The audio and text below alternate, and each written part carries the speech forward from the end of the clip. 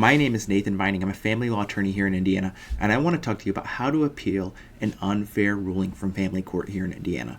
So what is an appeal? An appeal is where you have a trial court ruling reviewed by a higher court here. That's the Indiana Court of Appeals.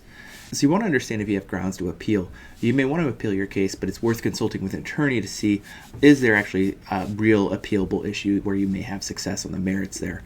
So a lot of times when you would see a successful appeal, there's going to be something such as a misapplication of the law. The judge got the law wrong, or there were procedural errors in the case where they denied a motion to continue, or there were discovery issues that the judge weighed in on and you believe the judge got it wrong, or sometimes the judge just abused their discretion and the decision is just very wrong.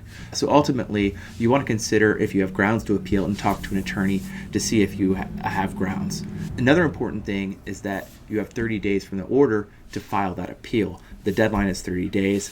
If you don't appeal within those 30 days, you would lose the right to appeal. So it's important to take notice of those deadlines and be sure you file a notice of appeal within 30 days. And the notice of appeal is a document that starts the appellate process. It's a form that lets the court know what court it comes from, who is the judge, what decision you're appealing, as well as what information you need the trial court to assemble to start the appeal process. So it's important to file the notice of appeal within 30 days. If you don't, you would lose the right to appeal. So it's a very important deadline. You don't want to miss it.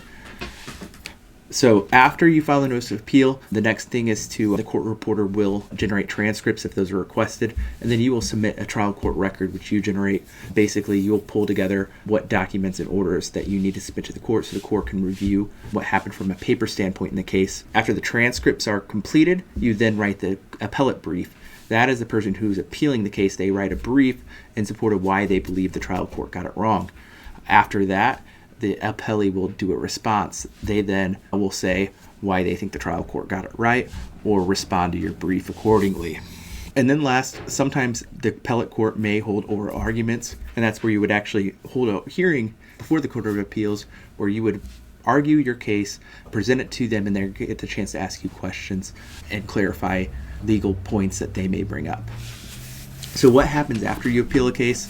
Ultimately, the court can affirm the decision. They can reverse the decision where they say the trial court was incorrect, or they can remand it and say the trial court did X, Y, and Z wrong. We need to hold different proceedings or get different information, and they remanded the trial court so they can conduct new proceedings with some direction from the Court of Appeals. Why appeals matter? It can matter for a lot of reasons. A lot of times you may have a custody case and you believe the judge applied the best interest standard wrong. Or there's a child support case and you believe they incorrectly calculated your income and held you too high or too low of a standard.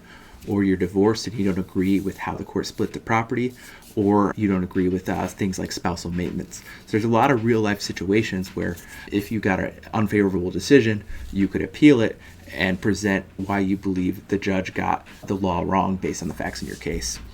So to maximize your chances, you definitely want to hire an experienced appellate attorney. These are complicated. They involve complex legal issues, a lot of legal research. You want to focus more on the legal basis on why the court legally got things wrong. And then you also just really want to not miss any of the important deadlines, because if you miss the notice of appeal deadline or briefing deadlines, it can derail your chances for a successful appeal.